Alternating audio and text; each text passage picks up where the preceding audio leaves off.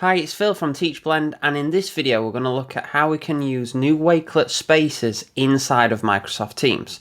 So what you might have noticed is there's a Wakelet extension in Microsoft Teams. However, this only works with collections.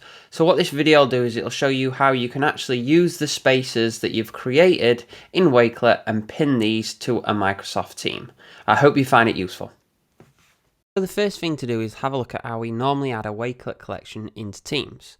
So we click the plus button, we choose Wakelet, and then we choose Add.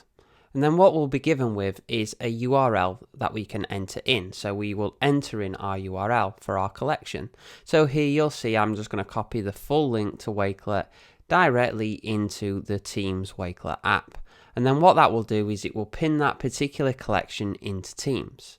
So if you were going to do this for a space, you might, for example, think this is how you would do it. So you would open up Wakelet, go to one of your spaces. So for example, my main space, my profile one, copy this link and then put this into the Wakelet extension.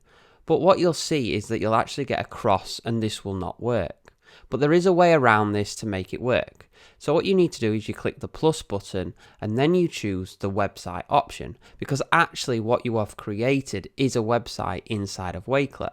You can tab the name, so for example call it the collection or whatever, enter in the URL, and then you'll see that the space now actually works directly in Teams. So this is perfect, for example, if you've made a space for a particular class, and you can even use the menus on the left hand side.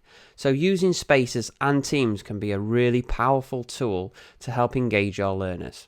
I hope you found this video useful, and please remember to like and subscribe to Teachblend. It really does help.